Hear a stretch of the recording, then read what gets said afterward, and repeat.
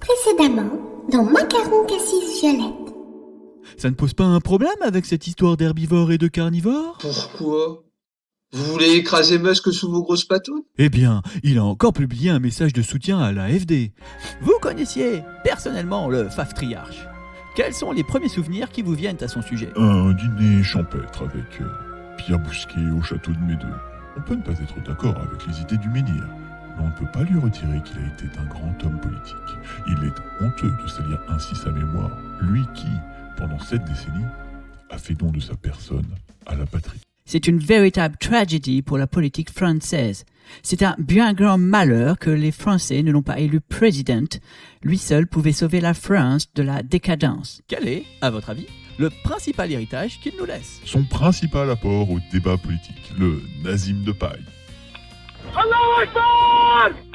Oh, ingénieux. On peut le sortir à toute occasion. C'est un argument massu, quelle que soit la polémique.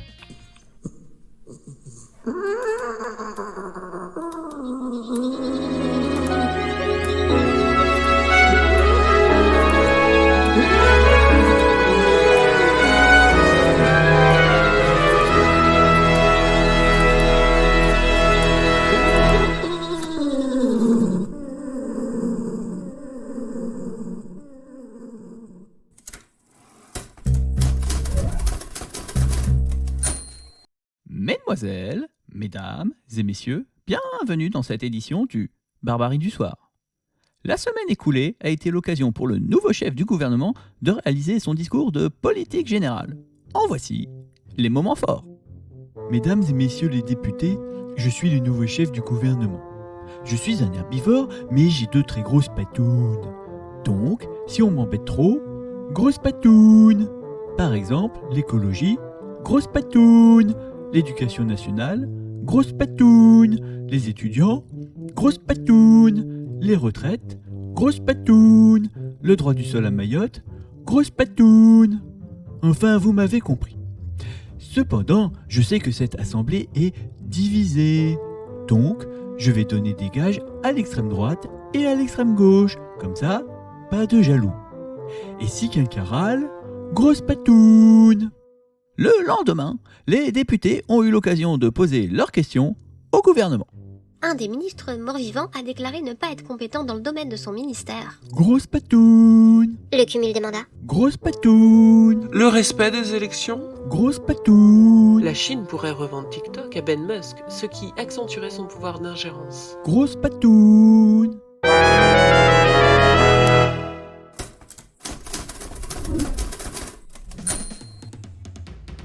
Pour commenter cette séquence politique, je reçois Monsieur Zigarou. Bonsoir, monsieur de Barbarie. Les dernières déclarations de Monsieur Popotamou vous ont-elles convaincu? Monsieur Popotamou est un herbivore avec de très grosses patounes.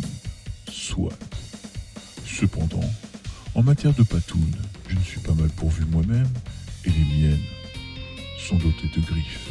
Ah, oui, en effet. Monsieur Popotamou s'en rendra compte tôt ou tard. Il apprendra aussi à ses dépens que les patounes ne règlent pas tout. Tout de même, jusqu'à présent, sa stratégie a fait ses preuves. Souvenez-vous, le 20 août 2015, le menhir était exclu du Front National par sa fille.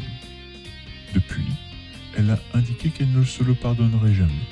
Elle regrette d'avoir usé de la stratégie des patounes en cette circonstance. Tout de même, elle l'a exclu car le Faftriarche avait réitéré ses propos antisémites. Enfin, aujourd'hui, lorsque je vois les déclarations de M. Mélenchon contre l'antisémitisme, je dis que l'antisémitisme éventuel, en tout cas il n'était pas philosémite, de M. Jean-Marie Le Pen n'arrive pas à la cheville de l'antisémitisme vivant, dangereux, purulent de M. Mélenchon. En effet, Jean-Marie Le Pen est un antisémite décédé, tandis que M. Mélenchon est vivant. Cependant, ce dernier n'a pas été condamné pour antisémitisme, contrairement au premier. D'une certaine manière, l'antisémitisme de M. Le Pen, c'était déjà l'antisémitisme thermique d'hier. Vous voulez dire que c'est un antisémitisme résiduel? Exactement. Tandis que l'antisémitisme de Mélenchon, c'est l'antisémitisme d'aujourd'hui. Ah, ce même antisémitisme que dénonce M. Netanyahou concernant la Cour pénale internationale. Ce qui fait tout le danger de cet antisémitisme, c'est qu'il nous empêche de dire la vérité sur les Arabes. Ces